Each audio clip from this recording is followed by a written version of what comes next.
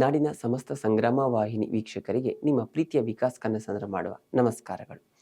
ಆತ್ಮೀಯ ವೀಕ್ಷಕರೇ, ನಮ್ಮ ಸಂಗ್ರಾಮ ವಾಹಿನಿಯ ಇಂದಿನ ಮೈಸೂರು ಡೇಸ್ ಕಾರ್ಯಕ್ರಮದಲ್ಲಿ ಆ ಸಂಸ್ಥಾನದ ಉಳಿವಿಗೆ ಕಾರಣವಾದ ಆ ಮಹಿಳೆಯರು ಯಾರು, ಒಂದು ಸಂಸ್ಥಾನದ ಉಳಿವಿಗೆ ಆ ಮಹಿಳೆಯರು ಯಾವ ರೀತಿ ಪಾತ್ರವನ್ನು ತೊಟ್ಟರು, ಅವರ ಕಾರ್ಯವೈಖರಿ ಹೇಗಿತ್ತು ಎಂಬುದನ್ನು ತಿಳಿಸ್ಕೊಡ್ಲಿಕ್ಕೆ ನಾನು ನಿಮ್ಮ ಮುಂದೆ ಇದ್ದೆ.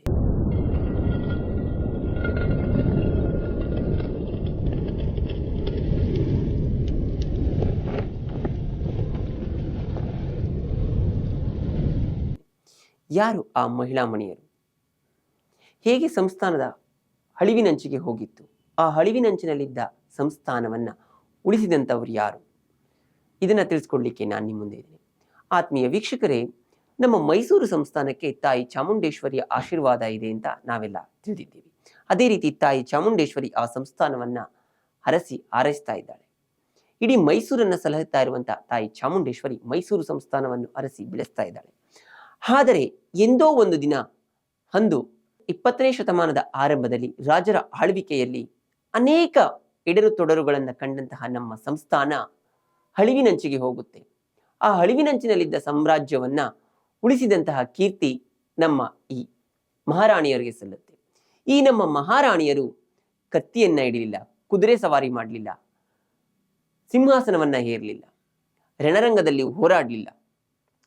ತಮ್ಮ ಪ್ರಬುದ್ಧವಾದ ಬುದ್ಧಿಯಿಂದ ಇವರೇನ್ ಮಾಡಿದ್ರು, ತಮ್ಮ ಸಾಮ್ರಾಜ್ಯವನ್ನ ಉಳಿಸಿದ್ರು. ಆ ಸಾಮ್ರಾಜ್ಯವನ್ನ ಉಳಿಸಿದಂತಹ ಕೀರ್ತಿ ನಮ್ಮ ಈ ಮಹಾರಾಣಿಯರಿಗೆ ಸಲ್ಲುತ್ತೆ. ಯಾರಪ್ಪ ಆ ಮಹಾರಾಣಿಯರು ಅಂತ ಹೇಳ್ತೀರಾ? ಮೊದಲನೆಯವರಾಗಿ ಮಹಾರಾಣಿ ಲಕ್ಷ್ಮಮ್ಮಣ್ಣಿಯವರು ಮೊದಲನೆಯವರು, ಎರಡನೆಯವರು ವಾಣಿ ವಿಲಾಸ ಸನ್ನಿಧಾನದವರು. ಮೊದಲನೆಯವರು ಮಹಾರಾಣಿ ಲಕ್ಷ್ಮಮ್ಮಣ್ಣಿಯವರು ಎರಡನೇ ಕೃಷ್ಣರಾಜ ಒಡೆಯರ್ರವರ ಧರ್ಮಪತ್ನಿಯಾಗಿರ್ತಾರೆ. ಇವರು ಬಹಳ ಬುದ್ಧಿವಂತ, ಚತುರಿಯಾಗಿರ್ತಾರೆ. ಇವರು ಕೃಷ್ಣರಾಜ ಒಡೆಯರ್ರವರ ಮೂರನೇ ಪತ್ನಿಯಾಗಿರ್ತಾರೆ. ಇವರಿಗೆ ಮಕ್ಕಳಿರೋದಿಲ್ಲ. ಚಾಮರಾಜ ಒಡೆಯರ್ನ ದತ್ತು ತಗೊಂಡು ಸಾಕ್ತಾ ಇರ್ತಾರೆ. ಆದರೆ ದುರಾದೃಷ್ಟವಶಾತ್ ಹೈದರಾಲಿ ಆ ಸೈನ್ಯದಲ್ಲಿ ಇರ್ತಾನೆ. ಎಲ್ಲವನ್ನ ಗಮನಿಸ್ತಾ ಇದ್ದಂತಹ ಮಹಾರಾಣಿ ಲಕ್ಷ್ಮಮ್ಮಣ್ಣಿಯವರು ಹೀನಾಯವಾಗಿ ಸೋಲನ್ನ ಅನುಭವಿಸ್ತಾ ಇರುವಂತಹ ಸಾಮ್ರಾಜ್ಯ, ಈ ಸೋಲಿಗೆ ಕಾರಣ ಏನು, ಏಕೆ ಕುಂದುತ್ತಾ ಇದೆ, ಇದರ ತಂತ್ರಗಾರಿಕೆ ಹೇಗಿದೆ, ಬೇಹುಗಾರಿಕೆ ಹೇಗಿದೆ, ಇದರ ಷಡ್ಯಂತ್ರಗಳು ಯಾವ ರೀತಿ ಇದ್ದಾವೆ ಎಂಬುದನ್ನ ಮಹಾರಾಜರಿಂದ ತೀರ ಹತ್ತಿರದಲ್ಲಿ ನೋಡಿದಂತಹ ಮಹಾರಾಣಿ ಲಕ್ಷ್ಮಮ್ಮಣ್ಣಿಯವರು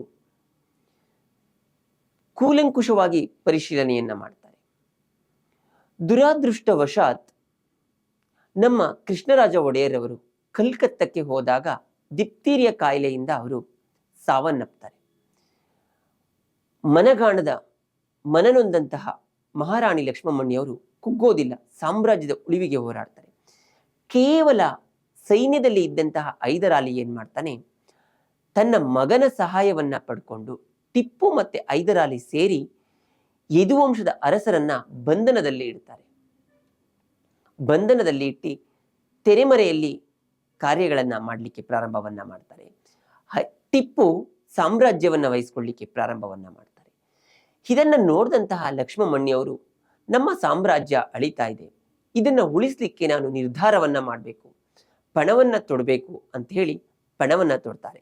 ನಾನು ಮೊದಲೇ ಹೇಳ್ದಾಗೆ ಇವರು ಸಾಮ್ರಾಜ್ಯದ ಉಳಿವಿಗಾಗಿ ಕತ್ತಿಯನ್ನು ಹಿಡಿಲಿಲ್ಲ, ಕುದುರೆಯನ್ನ ಹೇರಲಿಲ್ಲ, ಸಿಂಹಾಸನವನ್ನ ಹೇರಲಿಲ್ಲ. ತನ್ನ ಪ್ರಬುದ್ಧವಾದ ಬುದ್ಧಿಯಿಂದ, ಚಾಣಾಕ್ಷತನದಿಂದ ಶತ್ರುವಿನ ಶತ್ರು ಮಿತ್ರ ಎಂಬಂತೆ ಅಂದಿನ ಕಾಲಕ್ಕೆ ಬ್ರಿಟಿಷರ ಆಳ್ವಿಕೆ ಇತ್ತು. ಬ್ರಿಟಿಷರಿಗೆ ಒಂದು ಪತ್ರವನ್ನ ಬರೀತಾರೆ, ನಮ್ಮ ಸಾಮ್ರಾಜ್ಯವನ್ನ ಇದುವರೆಗೂ ನಾವು ಅನುಭವಿಸ್ತಾ ಇದ್ವಿ, ನಾವು ಆಳ್ವಿಕೆಯನ್ನ ಮಾಡ್ತಾ ಇದ್ವಿ. ಆದ್ರೆ ನಮ್ಮ ಸೈನ್ಯದಲ್ಲಿ ಇದ್ದಂತಹ ಹೈದರಾಲಿ ಮತ್ತು ಅವನ ಮಗ ಟಿಪ್ಪು ನಮ್ಮ ಸಾಮ್ರಾಜ್ಯವನ್ನ ವಶಪಡಿಸಿಕೊಂಡಿದ್ದಾರೆ. ನೀವು ನಮಗೆ ಸಹಾಯ ಹಸ್ತವನ್ನ ಚಾಚಿದ್ರೆ ನಮ್ಮ ಸಾಮ್ರಾಜ್ಯ ನಮಗಾಗುತ್ತೆ ಅಂತ ಹೇಳಿ ಒಂದು ಪತ್ರವನ್ನ ಬ್ರಿಟಿಷ್ ಸರ್ಕಾರಕ್ಕೆ ಬರೀತಾರೆ. ನೋಡಿ, ನಾವಿಲ್ಲಿ ಒಂದು ಮನೆ ಕಾಣಬೇಕು. ಅಂದು ಯದುವಂಶ ಪ್ರಾರಂಭ ಆಗಿದ್ದು ಸಹ ಒಂದು ಹೆಣ್ಣಿನಿಂದನೇ, ಇಲ್ಲಿ ಒಂದು ಸಾಮ್ರಾಜ್ಯ ಉಳಿತಾ ಇರೋದು ಸಹ ಒಂದು ಹೆಣ್ಣಿನಿಂದನೇ. ಇದನ್ನೆಲ್ಲ ಮನವನ್ನ ಗಂಡೆ ಹೇಳುವಂಥದ್ದು, ಪ್ರತಿಯೊಬ್ಬ ವ್ಯಕ್ತಿಯ ಯಶಸ್ಸಿನ ಹಿಂದೆ ಹೆಣ್ಣಿರ್ತಾಳೆ ಅಂತ. ಅದರಿಂದನೇ ನಾವು ಹೇಳೋದು, ಹೆಣ್ಣಿಗೆ ನಾವು ಗೌರವವನ್ನ ಕೊಡಬೇಕು ಅಂತ. ಅದೇ ರೀತಿ ಮಹಾರಾಣಿ ಲಕ್ಷ್ಮಮ್ಮಣ್ಣಿಯವರು ಗೌರವ ಸೂಚಕವಾಗಿ ಬ್ರಿಟಿಷರಿಗೆ ಒಂದು ಪತ್ರವನ್ನ ಬರೀತಾರೆ. ಇದೇ ರೀತಿ ನಮ್ಮ ಸಾಮ್ರಾಜ್ಯವನ್ನ ನಮಗೆ ಉಳಿಸ್ಕೊಡ್ಬೇಕು. ಇಲ್ಲಿಯ ತನಕ ನಾವು ಸಾಮ್ರಾಜ್ಯವನ್ನ ಆಳ್ವಿಕೆ ಮಾಡ್ಕೊಂಡು ಬಂದ್ವಿ. ಈಗ ಹೈದರಾಲಿ ಮತ್ತು ಅವನ ಮಗ ಟಿಪ್ಪು ನಮ್ಮ ಸಾಮ್ರಾಜ್ಯವನ್ನು ವಶಪಡಿಸಿಕೊಂಡಿದ್ದಾರೆ ಅಂತೇಳಿ ಶತ್ರುವಿನ ಶತ್ರು ಮಿತ್ರರೆಂಬಂತೆ ಬ್ರಿಟಿಷರ ಜೊತೆ ಲಕ್ಷ್ಮಮ್ಮಣ್ಣಿಯವರು ಕೈಯನ್ನ ಜೋಡಿಸ್ತಾರೆ. ಕೈಯನ್ನ ಜೋಡಿಸಿ ಸಾಮ್ರಾಜ್ಯವನ್ನ ಟಿಪ್ಪುವಿನಿಂದ ಮರಳಿ ವಾಪಸ್ ಪಡ್ಕೊಳ್ತಾರೆ. ರೀಜೆಂಟ್ ಆಗಿ ಆಯ್ಕೆಯನ್ನ ಹಾಕೊಳ್ತಾರೆ. ಬ್ರಿಟಿಷರು ಮತ್ತು ಇವರು ಒಟ್ಟಿಗೆ ಸಾಮ್ರಾಜ್ಯವನ್ನ ನಡೆಸಲಿಕ್ಕೆ ಪ್ರಾರಂಭವನ್ನ ಮಾಡ್ತಾರೆ. ಕರಾರುವನ್ನ ಮಾಡಿಕೊಂಡು ಇಷ್ಟು ವರ್ಷಗಳ ಕಾಲ ಅವರ ಆಳ್ವಿಕೆಯಲ್ಲಿದ್ದು, ತದನಂತರದಲ್ಲಿ ನಮ್ಮ ಆಳ್ವಿಕೆಗೆ ಬರುತ್ತೆ ಅಂತೇಳಿ ಚಾಣಾಕ್ಷತನದಿಂದ ಬುದ್ಧಿಯನ್ನ ಬಳಸಿದಂತಹ ಮಹಾರಾಣಿ ಲಕ್ಷ್ಮಮ್ಮಣ್ಣಿಯವರು ಕರಾರನ್ನ ಬರೆಸಿ ತಮ್ಮ ಸಾಮ್ರಾಜ್ಯವನ್ನ ಬುದ್ಧಿವಂತಿಕೆಯಿಂದ ವಶಪಡಿಸ್ಕೊಳ್ತಾರೆ. ಅದೇ ಸಮಯಕ್ಕೆ 1810ರಲ್ಲಿ ಪ್ಲೇಗ್ ಎಲ್ಲೆಡೆ ಕಾಣಿಸ್ಕೊಳುತ್ತೆ. ಪ್ಲೇಗ್ ಮಹಾಮಾರಿ ಎಲ್ಲೆಡೆ ಕಾಣಿಸ್ಕೊಂಡಾಗ ನೂರಾರು ಸಾವಿರಾರು ಜನ ಸಾವನ್ನಪ್ತಾ ಹೋಗ್ತಾರೆ. ಇದು ಮೈಸೂರು ಸಾಮ್ರಾಜ್ಯದಲ್ಲಿ ನುಂಗಲಾರದ ತುತ್ತಾಗ್ತಾ ಹೋಗುತ್ತೆ. ಸಾಯ್ತಾ ಇರುವಂತಹ ಈ ಜನರನ್ನ ನಾವು ಉಳಿಸ್ಕೊಳ್ಳೋದು ಹೇಗೆ? ಇದಕ್ಕೆ ಪ್ರತ್ಯಕ್ಷ ನಿದರ್ಶನ ಅಂತ ಹೇಳಿದ್ರೆ ಇತ್ತೀಚಿನ ದಿನಗಳಲ್ಲಿ ನಾವು ಕಂಡಂತಹ ಕೊರೋನಾ ವೈರಸ್. ಕೊರೋನಾ ಕಾಣಿಸ್ಕೊಂಡು ಹೇಗೆ ಜನ ಬೀದಿಗಳಲ್ಲಿ ಸಾಯ್ತಾ ಇದ್ರು, ಅದೇ ರೀತಿ 1810ರಲ್ಲಿ ಪ್ಲೇಗ್ ಮಹಾಮಾರಿ ಕಾಣಿಸ್ಕೊಂಡು ಜನ ಸಾವನ್ನಪ್ತಾ ಇರ್ತಾರೆ. ಇದಕ್ಕೆ ಬೇಕಾಗಿರುವಂತಹ ವ್ಯಾಕ್ಸಿನೇಷನ್ ಬ್ರಿಟಿಷರ ಬಳಿ ಇರುತ್ತೆ. ಆ ಬ್ರಿಟಿಷರ ವ್ಯಾಕ್ಸಿನೇಷನ್ ಅನ್ನ ಮಹಾರಾಣಿ ಲಕ್ಷ್ಮಮ್ಮಣ್ಣಿಯವರು ಮೈಸೂರು ಸಂಸ್ಥಾನಕ್ಕೆ ತಗೊಂಡು ಬರ್ತಾರೆ. ಮೈಸೂರು ಸಂಸ್ಥಾನಕ್ಕೆ ತೆಗೆದುಕೊಂಡು ಬಂದಾಗ ಜನ ನಿರಾಕರಣೆಯನ್ನ ಮಾಡ್ತಾರೆ. ಯಾಕಂತ ಹೇಳಿದ್ರೆ ಈ ಕೆಂಪು ಮುಸುಡಿಯ ವ್ಯಾಕ್ಸಿನೇಷನ್ ಅನ್ನ ನಾವು ತೆಗೆದುಕೊಳ್ಳೋದಿಲ್ಲ, ನಾವು ಸತ್ರು ಸರಿ, ಅವ್ರ ಮೇಲೆ ನಮಗೆ ನಂಬಿಕೆ ಇಲ್ಲ ಅಂತ ಹೇಳಿ. ಆದ್ರೆ ಖುದ್ದು ರಾಜಮಾತೆಯಾದಂತಹ ಮಹಾರಾಣಿ ಲಕ್ಷ್ಮಮ್ಮಣ್ಣಿಯವರು ಜನರಿಗೆ ಒಂದು ಆಜ್ಞೆಯನ್ನ ಕೊಡ್ತಾರೆ.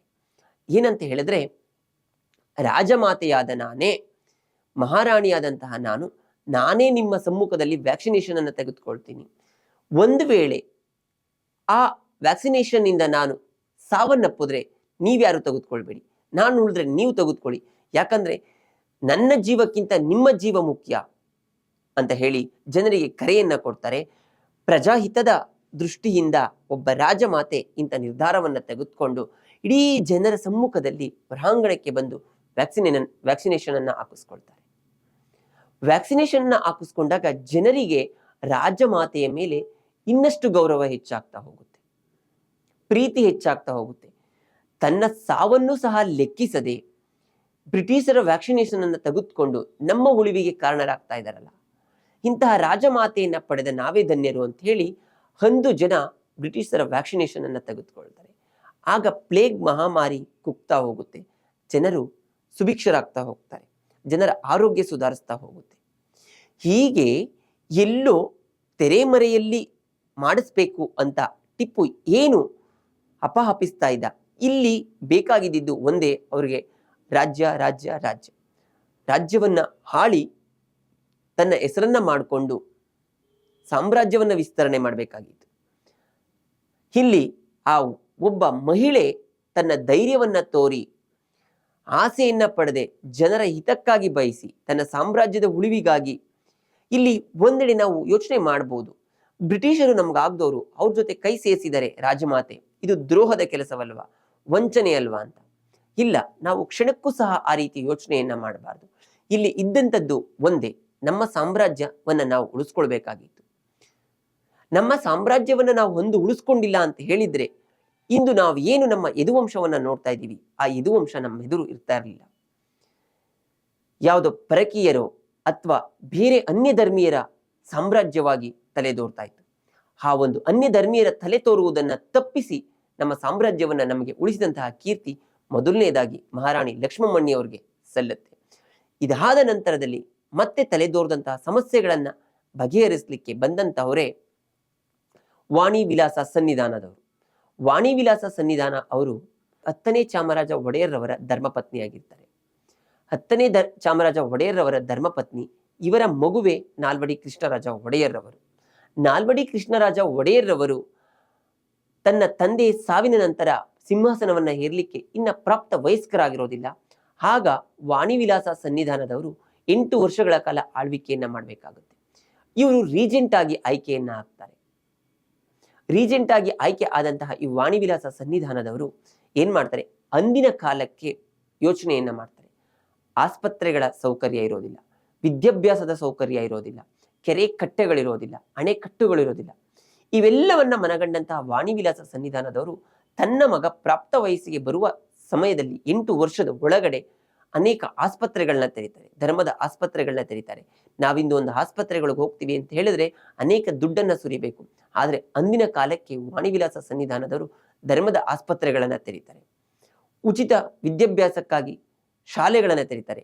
ಮೊಟ್ಟ ಮೊದಲನೇದಾಗಿ ಬಾಲಕಿಯರ ಶಾಲೆಯನ್ನ ತೆರೀತಾರೆ. ಕೆರೆ ಕಟ್ಟೆಗಳ ನಿರ್ಮಾಣವನ್ನ ಮಾಡ್ತಾರೆ. ಮಾರಿಕಣಿವೆ ಡ್ಯಾಮ್ ಅನ್ನ ಕಟ್ಟಿಸ್ಕೊಡ್ತಾರೆ. ನಾವು ಇತ್ತೀಚಿನ ದಿನಗಳಲ್ಲಿ ಏನ್ ಹೇಳ್ತೀವಿ, ಕರ್ನಾಟಕದ ಜಲವಿದ್ಯುತ್ ಪ್ರಪ್ರಥಮವಾಗಿ ಸ್ಥಾಪನೆ ಆಯಿತು ಶಿವನ ಸಮುದ್ರದಲ್ಲಿ ಅಂತ ಏನ್ ಹೇಳ್ತೀವಿ, ಅದನ್ನ ಮಾಡಿಸಿದಂಥವ್ರು ನಮ್ಮ ವಾಣಿವಿಲಾಸ ಸನ್ನಿಧಾನದವರು. ಜಲವಿದ್ಯುತ್ ಕೇಂದ್ರವನ್ನ ತೆರೀತಾರೆ. ಈ ರೀತಿ ಅಳಿವಿನಂಚಿಗೆ ಹೋಗ್ತಾ ಇದ್ದಂತಹ ಸಾಮ್ರಾಜ್ಯವನ್ನ ಉಳಿಸಿದಂತಹ ಕೀರ್ತಿ ನಮ್ಮ ರಾಜಮಾತೆಯಾದಂತಹ ವಾಣಿವಿಲಾಸ ಸನ್ನಿಧಾನದವರು ಹಾಗೂ ಮಹಾರಾಣಿ ಲಕ್ಷ್ಮಮ್ಮಣ್ಣಿಯವರಿಗೆ ಸಲ್ಲುತ್ತೆ. ಇದನ್ನೆಲ್ಲವನ್ನ ಮನಗಂಡಂತೆ ನಾನು ಮೊದಲೇ ಹೇಳಿದಾಗೆ ಪ್ರತಿಯೊಬ್ಬ ಯಶಸ್ಸಿನ ವ್ಯಕ್ತಿಯ ಹಿಂದೆ ಹೆಣ್ಣಿರ್ತಾಳೆ ಅನ್ನೋದಕ್ಕೆ ಇವರಿಬ್ಬರೇ ಸಾಕ್ಷಿ. ಈ ಇಬ್ಬರು ಹೆಣ್ಣು ಮಕ್ಕಳೇನಾದ್ರೂ ನಮ್ಮ ಕೈಲಿ ಆಗೋದಿಲ್ಲ, ನಾವು ನಾರಿಯರು ಗಂಡಸ ಸಮಾನಕ್ಕೆ ಹೋರಾಡ್ಲಿಕ್ಕೆ ಆಗೋದಿಲ್ಲ ಅಂತ ಹೇಳಿ ಒಮ್ಮೆ ಕುಗ್ಗಿ ಹಿಂದೆ ಕುಳಿತಿದ್ರೆ ಇಂದು ನಮ್ಮ ಮೈಸೂರು ಸಂಸ್ಥಾನ ಉಳಿತಾ ಇರಲಿಲ್ಲ. ಯಾವುದೋ ಧರ್ಮೀಯರ ಸ್ವತ್ತಾಗಿ ರಾರಾಜಿಸ್ತಾ ಇತ್ತು.